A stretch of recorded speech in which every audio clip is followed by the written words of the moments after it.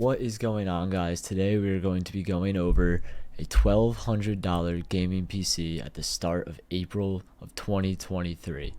This computer is going to get you max frames at 1440p, 1080p, competitive gaming over 240 frames to make those 240Hz monitors get their value. There's nothing better you can get for this price, in my humble opinion, and I hope you guys enjoyed this build because I love it. I've built this exact computer for my friend, and he is crushing some of the people who spent $1,200 too. Hopping straight into this build, we're going to be kicking things off with our processor. Today, I'm going to be going with the Intel Core i5-12600K right here. You might be wondering, why am I going Intel here? And there's a good reason for that. The AMD side of things has the Ryzen 7 5800X for around the same price, $10 more, still on that AM4 platform, and also the Ryzen 7 5700X. And all of these are toe-in-toe in performance, although I will say the 12600K does tend to edge it out. But the main reason why I am going with this processor is because if you want future upgrade ability, if you want to keep your motherboard, if you want to stay on that LGA 1700, I believe that Intel will be supporting it for a much longer than obviously the AM4, because AM5 is out now and not a lot of people are ready to go to DDR5 RAM. So with this being $10 cheaper and it performs the same if not better, I am going to be sticking with Intel today. Moving right along with this build, it's time for our CPU cooler. For this processor specifically, unless you're going to be doing intense overclocking, which is completely unnecessary for this build, you do not need an AIO. I'm going to be sticking with air cooling for this build, and it's going to be a good air cooler in that with a dual tower Thermalright Peerless Assassin 120 SE. Now, the reason why I am choosing to stay with the Thermalright Peerless Assassin is because of its price and its performance. You're never going to need anything more than it. If you see on Newegg, I found it for $33.90. It's a dual tower air cooler. If it fits in the case, it'll keep those thermals perfect. Moving on with our motherboard, we don't want to fully cheap out here, but this is an area that we will be able to save a little bit of money. You can go with a more advanced, more features supported, better overclocking, but for this build, it's completely unnecessary. We are going to be going with the ASUS Prime H670 plus DDR4 motherboard. This board has a good rear I/O panel with enough USB support. It has space for 3 M.2 drives, I believe, and you can always do an expansion. Actually, look at that, it's 4. You can always expand with those, but you should never need more than that. And this is going to give you everything you need, and there's going to be no BIOS flashback required, thankfully, because of that 12600K being the 12th gen. Perfect motherboard, coming in at $119. You couldn't ask for anything better. Now, looking at our memory, we don't want to go anything 16 gigabyte. I say this because in my personal experience of gaming, I have been playing games and I've noticed that if I'm playing and I'm under a heavy workload on some of these newer titles, I'm hitting over 16 gigabytes of RAM usage. My Windows 11 alone is using upwards of 6 or 7. So we are going to be going with the Corsair Vengeance RGB Pro 32 gigs, coming in at 3600 megahertz for $84. It's white, it's RGB. You really can't ask for more out of your DDR4. For storage, games these days are getting a lot bigger. We're going to be going with the Crucial P3 1TB drive at $51. It's got good speeds, it's cheap, and there's always room for expansion. If you ever want to add Samsung 970 EVO Plus, not Samsung 980 Pro, 2 terabytes, you have the space to do that. It's an easy install. You just pop your glass panel off the case, screw it into the slot, and you're good to go once you format it. I'm going to be sticking with 1 terabyte for this build because that should be enough to get you through, but in the future, you probably will end up upgrading this, adding a little bit more storage. I'm going to be skipping over the video card. I know, but I'm saving that for the end of the video because I have a lot to say about the video card choice. And I'm going to be moving on to the case. And for the case, I'm going to be going with the Montech X3 Mesh. and I'm going to get it in white to match that RAM. If you want to get it in black, go ahead. One thing I will say about cases is it is totally up to personal preference.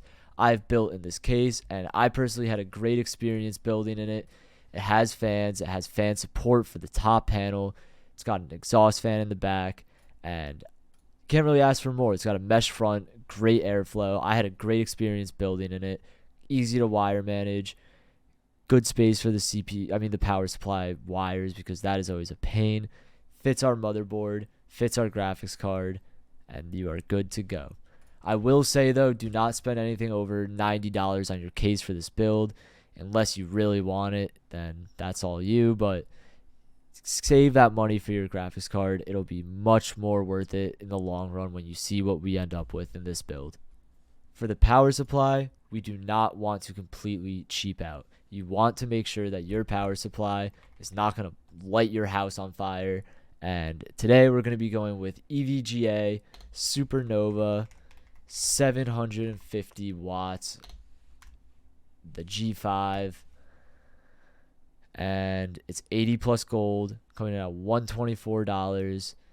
It's fully modular, not much more you can ask from this. I mean, you could go higher up on that power supply tier list. I believe that this is C tier, but you will have no problems for this build supporting the wattage, and you're going to have no problems with this. I personally build with EVGA. I've used this power supply, never had a problem with it. None of my friends have ever had a problem with it. It's a good price, 80 plus gold. That's it. Do not cheap out. Finally, what you have all been waiting for, we're going to be moving on to the video card. Today, we are going to be using the AMD RX 6800 non-XT from ASUS Phantom Gaming factory overclocked. This card outperforms the RTX 3070 for way lower of a price. This competes with the 3070 Ti. And the only thing I will say is if you're doing anything with Adobe and you seriously need it, go NVIDIA. You are doing serious workload on your GPU, it may be worth going for that RTX 3070, maybe a 3060 Ti, but the 6800 smokes both of those cards in terms of gaming performance. This card is the bang for your buck at this price. Another thing I will mention is if you wanted to, in terms of cost per frame, the 6700 XT tends to be a little bit better in like bang for your buck. If you look at this one, or maybe this is a dual fan, but $349, anything around here, I guess. But for this build, we can take that step up, get the 6800. It's going to have 16 gigabytes of VRAM instead of 12. The 3070 has 8 gigabytes of VRAM. That is not enough today. Even in the new release of The Last of Us Part 1, I'm using upwards of 14 gigabytes of VRAM. I don't like the low VRAM for future proofing. I don't like how it has slower speeds for more money. This is a no-brainer for me.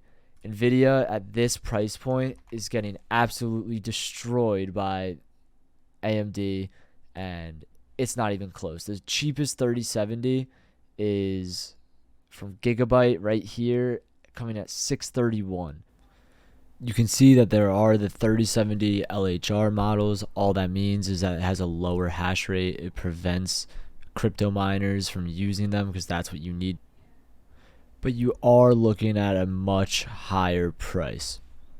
Do you really care about that ray tracing, which it doesn't even kill the 6800 when it comes to ray tracing?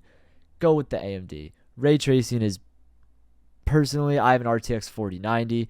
I've tried Ultra, everything 4K, highest ray tracing, and I've never really thought it was worth it. If you want the best graphics card for gaming, for playing your games and getting high frames, which is what matters, whether it's 1440p, 1080p, this is the best card to go to under $500. Now that we have the build fully complete, we can see that we are at $1218, and with a mail-in rebate on one of these items from the Thermalright Peerless Assassin, you're at $1208. This computer is going to be getting you over 150 frames in 1440p. I built this exact build for my best friend, and he loves it. He is crushing the 3060. He's crushing builds with the 3070, the 3060 Ti. If you look at the benchmarks, the RTX 6800 absolutely destroys any of NVIDIA's competition at that price point. This is where you should be looking up until we see that release of the RTX 4070. They're saying it's coming in at $599. It might be worth, maybe, who knows, it might be worth getting rid of this, spending the extra money. We're going to have to see how that performs once it's benchmarked. But as of this moment right now, the 6800 is the best option for a $1,200 gaming computer. You're going to have no bottleneck with that 12600K 10-core processor. You're going to have no problems there. No problems in cooling. This is the card and the build that I would go with. I would like to say thank you guys so much for sticking along through this build. Let me know your thoughts in the comments. Tell me what you would do differently about this, because I'm sure there will be a lot of opinions. I want to make it clear that if you're doing any intensive graphics card processing and rendering, it will be worth going with NVIDIA. They have AMD beat. They probably will have AMD beat in that category for the next 2, maybe 3 years. We have to see what goes on with that. But for strictly gaming, unless you are in a workforce where you need that out of NVIDIA, the 6800 on this build is going to give you the best possible frames and resolution if you want to notch that up a bit. Thank you guys again. I will be linking benchmarks for this exact computer in the description. I'll be leaving links to all the parts. I'll leave the PC part picker list down below. I hope you guys enjoyed. Let me know if you build it. Leave a like, subscribe, and I'll catch you guys in the next build.